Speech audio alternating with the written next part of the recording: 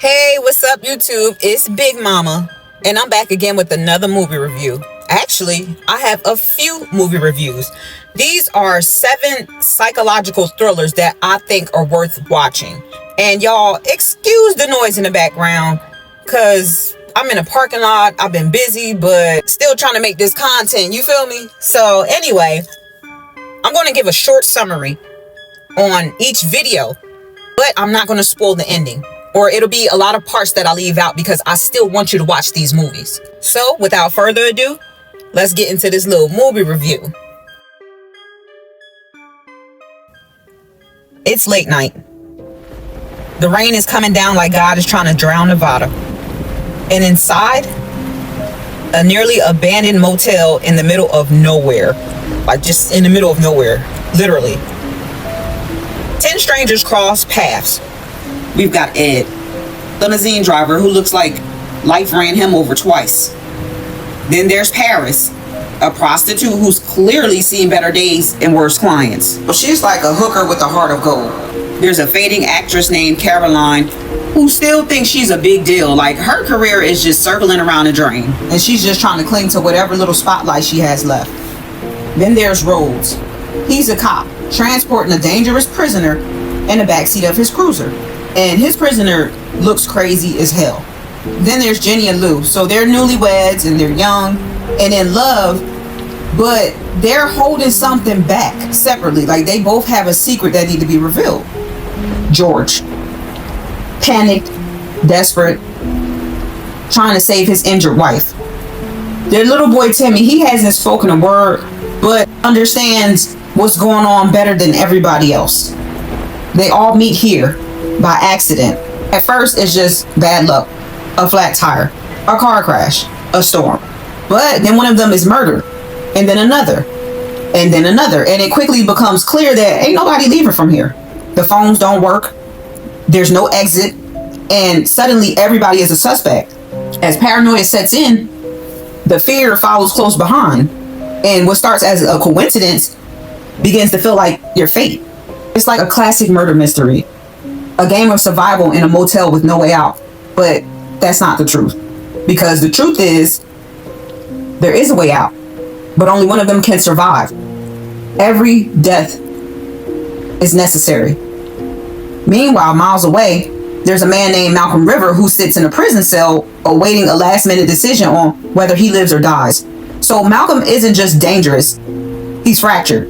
He's diagnosed with severe identity disorder, and his mind is just splintered into little pieces. The kicker is, he is the mastermind behind all of this BS. He's the reason why they went there on that exact day, and he's the reason why people are getting murdered. Every death is necessary, and only one person can survive. So this isn't about just solving a crime, it's about survival from within. This movie is called Identity. It begins like a murder mystery, unfolds like a psychological breakdown, and ends with a question. If you had to destroy parts of yourself to be whole again, could you choose what stays? While these strangers were playing hide and seek with the murder weapon at the hotel, these 2 detectives were trying to solve a mystery. One of them is on the brink of retirement. His name is William Somerset, and he's played by Morgan Freeman. Somerset just wants 6 days of quiet, non-chaotic work before he retires. The other detective, David Mills, played by Brad Pitt, is totally different. He's a high-headed rookie with something to prove and the patience of a toddler in a candy store. They're brought in to catch a man responsible for a series of gruesome murders. But this isn't just the ordinary killer. This man doesn't just murder. He preaches. Everybody is a sermon. Every crime scene is a carefully crafted message. And the messages are gluttony, greed, sloth, pride, lust, envy, and wrath. The 7 deadly sins carved in blood and agony. When Somerset heard about the first body, immediately he sensed this is not random. I know what I'm talking about. I'm a vet at this. This is calculated. So he tells his boss, look, this isn't the case you hand me before my retirement. And this is definitely not the case you throw a rookie for his first big break. But Mills was like, nah, fuck Somerset. I want it. So Detective Mills, he doesn't care. He just wants the case. He needs this case in his mind because I'm the good guy here and I want to take down the big bad wolf. Okay. Detective Somerset was right because the murders begin just stacking up one by one. And these detectives are chasing a serial killer who's using the 7 deadly sins as his personal checklist. This guy is, I'm going to say, creative. Gluttony. He forced an obese man to eat himself to death. Greed. He made a corrupted lawyer bleed out for his sins. Sloth. A drug dealer was left tied to the bed for a whole year. Still breathing, but barely alive. He was just like a living corpse. Lust. This one was fucked up, y'all. There was a prostitute, so she was murdered by her John. He made her John put on this like belated, and then he forced the John to have sex with the prostitute, so that's how she died. Pride. There was a vain woman who was given 2 choices. You can either live disfigured or you could just die beautiful. She was like, no, I'm gonna die beautiful. She chose death.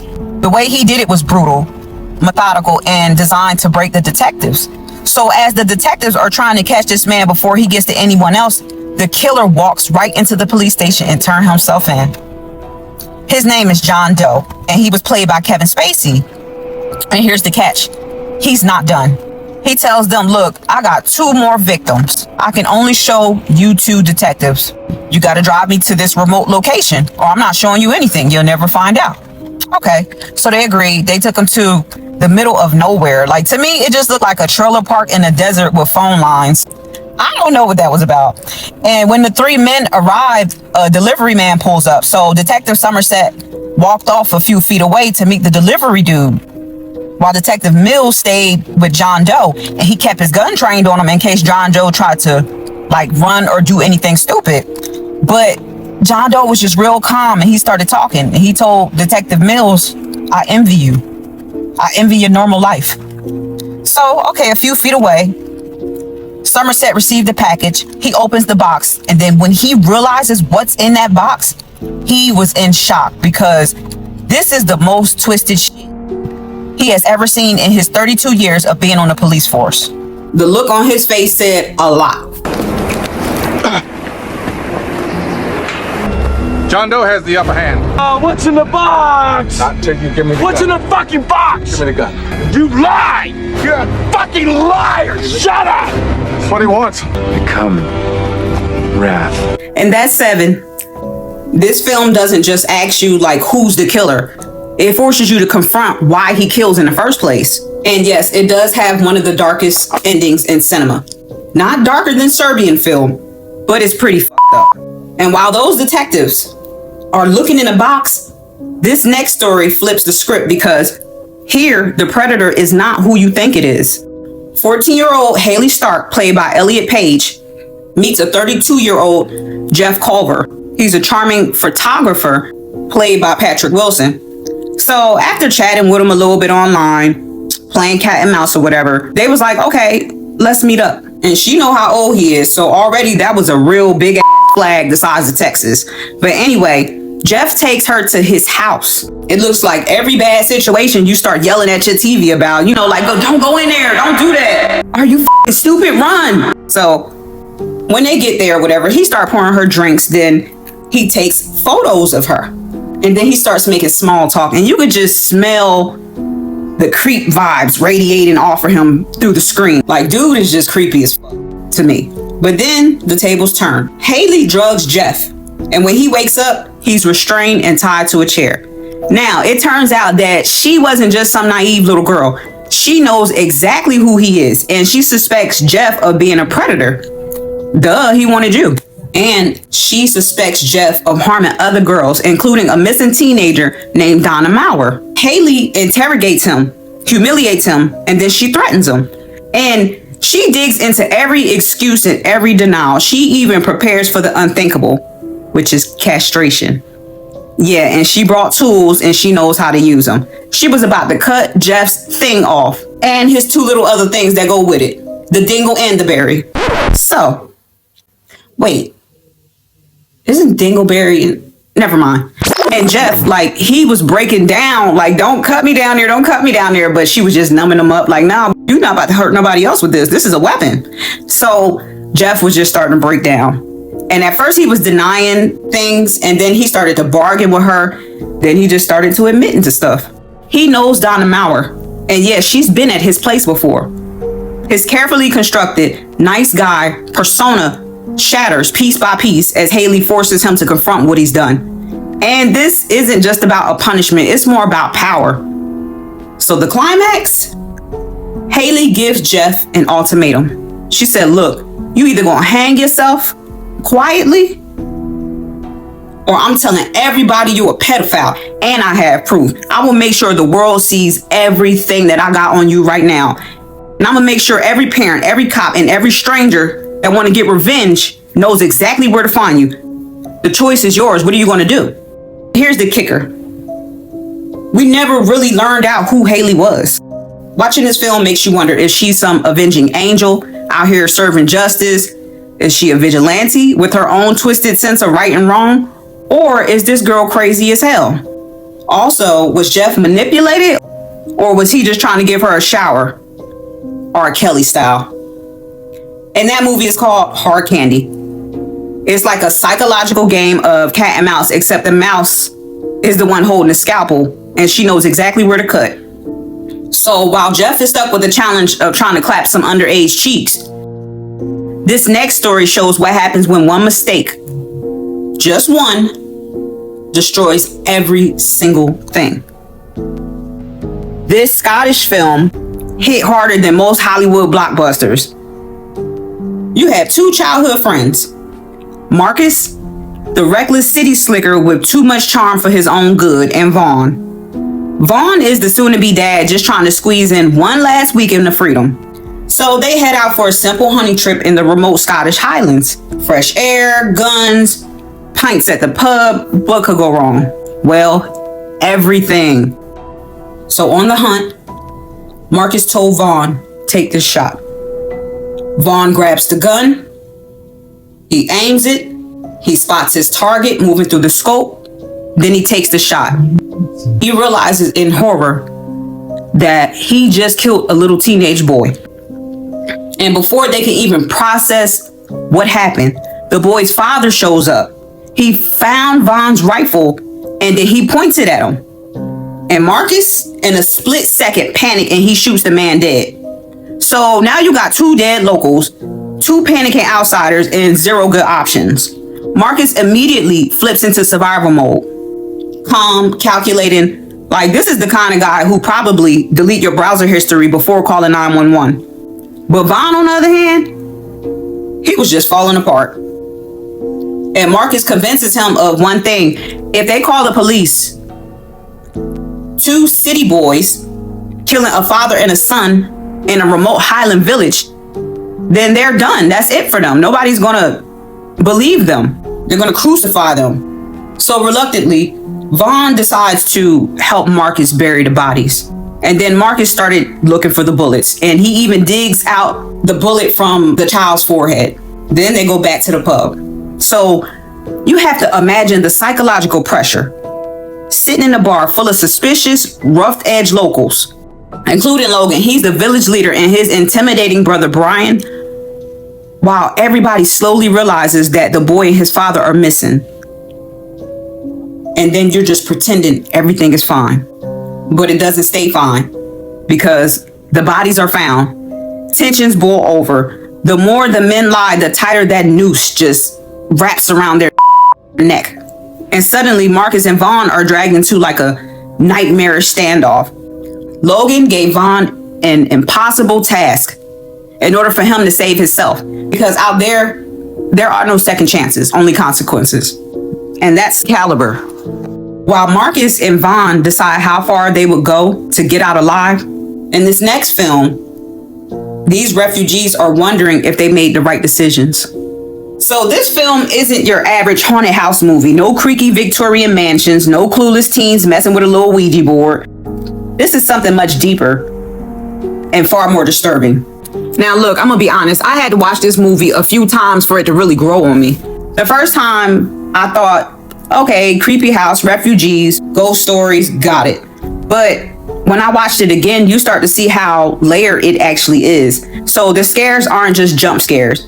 They're actually tied to real guilt and real trauma and real choices. And that's what made it stick. It starts with Bol and Rial.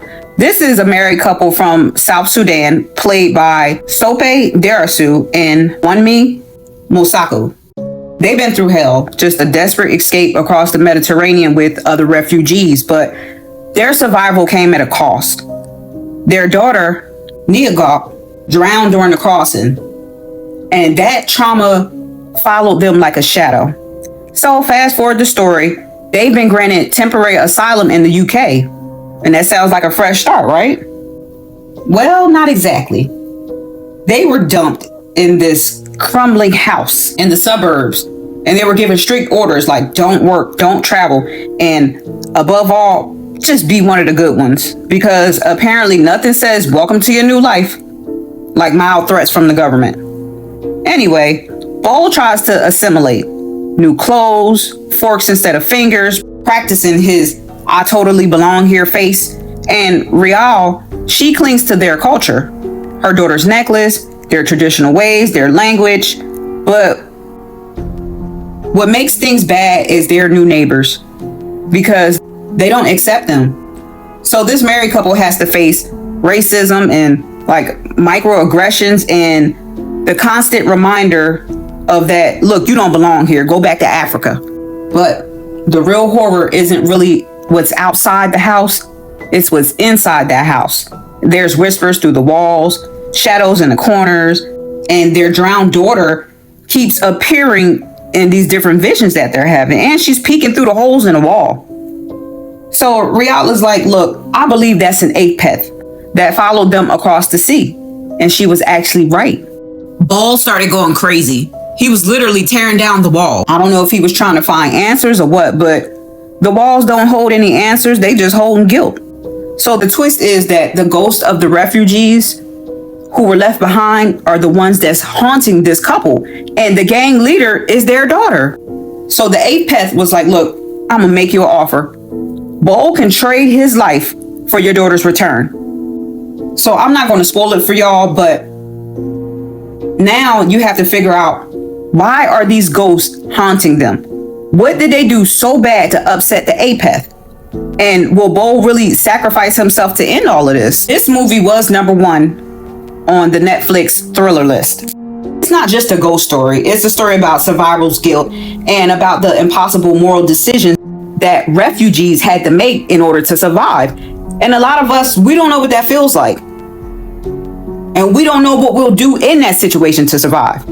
But now he's living with like the grief and the trauma, and it's really driving him crazy. But like I said, it took me a couple of watches for this to really grow on me, and I really think that it's worth seeing. I really think that y'all should check it out because it's different. So the last 2 psychological thrillers that I'm going to talk about, I already did a movie review on.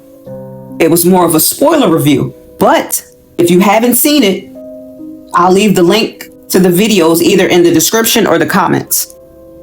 This one is literally on my top 10 list of the best psychological movies.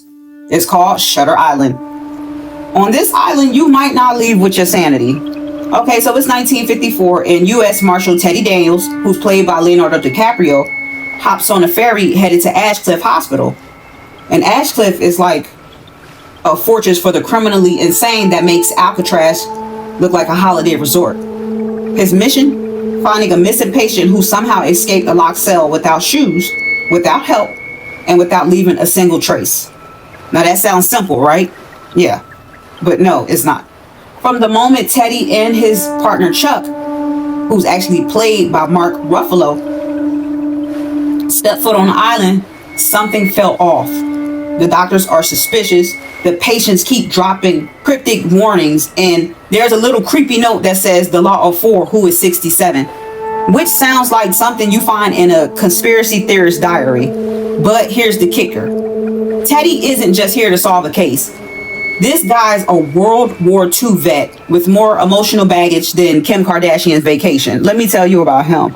He is just haunted by everything from Nazi death camps to the loss of his wife. And the deeper he digs into Ashcliff, the more this place starts digging back at him. He knows something is wrong because his migraines keep getting worse. His nightmares are turning into hallucinations, and his sense of reality, shit, that's on life support. So while they're on this island, the storm hits. There's no way off the island. And then the power goes out. When the power goes out, the most dangerous patients in Ward C, they get loose. And Teddy is in a maze of paranoia, trauma, and some seriously shady experiments that may or may not even be real. And that's Shutter Island, directed by Martin Scorsese. It's not just a movie, it's more like a psychological beatdown. It grabs you by the brain, shakes you around, and makes you question every single thing you just seen. And by the end, you're left sitting there like, what? Wait a minute, what did I just watch? So this isn't your standard whodunit. This is a descent into madness. And the scariest part, you might just figure out that the worst person on Shutter Island is really inside of your own head. And speaking of islands where things aren't really what they seem, let's talk about this next movie. It's called Blink Twice. Welcome to a whole new flavor of nightmare. Blink twice or blink once, it really don't matter because you're not getting off this island. You stuck there with a bunch of psychos. This story starts with a party, but it ends in a nightmare. In Blink Twice, we meet Frida, who's played by Naomi Ackie. She's a broke cocktail waitress / nail technician in LA who's just trying to get by. So one night she gets an invite to a private island that's owned by Slater King, who's played by Channing Tatum, and he is filthy rich. I mean, he's too rich to hear the word no. He's a tech mogul with money, power, and apparently Miss Frida's attention. Yeah, she was hot for him. So she brings along her best friend Jess, and together they step off a private jet into what feels like heaven. They have luxury villas, private beaches, beautiful people, nice white outfits. They have endless liquor, endless drugs, and this is the kind of trap you see on Instagram and assume it's fake. Everybody knows when something seems too good to be true, it really is. So pretty quickly, little cracks start to show. The other guests are starting to disappear. The staff, they are just eerie. They're silent and they're smiling. It feels more like surveillance than just hospitality. And Slater, that charming billionaire mask starts to slip off, revealing someone who doesn't just like control. He craves that. And here's the thing about Slater's Island. You don't get to leave when you want to leave. You don't get to say no. And this isn't just a party, it's more of a cage. And the other women weren't brought here to party. They were brought there for something much darker. Something that turned this tropical paradise into like a psychological prison. So what follows is a slow, tense chess game. And then you wonder, can Frida like outthink a man who literally owns the world around her? Can she turn his power against him? Or does her story just end on this island? This movie was directed by Zoe Kravitz. It was a nightmare disguised as a dream. And these people are really weird. Every one of their smiles is just too wide, and their answers are just too vague. And the deeper you go, the more you realize this isn't just about fun or freedom, it's about survival. This movie is sleek, it's seductive, and it's also terrifying. And it's not because it's full of monsters, but because it shows what happens when unchecked power turns people into monsters. So they got too much power and too much money for their own good. And the scariest part, this story feels uncomfortably real. Now that's Blink Twice. Okay, everybody, those are the 7 psychological thrillers that I think are worth watching. And from now on, I'm just going to be putting out like one slide for the whole video because editing takes up a lot of time. And it's easy for me to just watch a movie, summarize it, and then talk about it. But when it comes to editing, it's really tedious. And that takes time away from me putting out more content. So until I find a faster way to do it, I'm just going to have to put up one slide. But y'all not here for the pictures anyway. Y'all want to hear me talk about the movie. So, I mean, it is what it is. Anyway, let me know what y'all think in the comment section. And before I leave, I want to give a shout out to my bro, BG Dino. He is on all the new movies. I mean, Any movie that's coming out, he's going to sit there and talk about it. And if you catch him at the movie theater, he's going to pay for your ticket. Check out Doug Walk Different for your daily inspirations.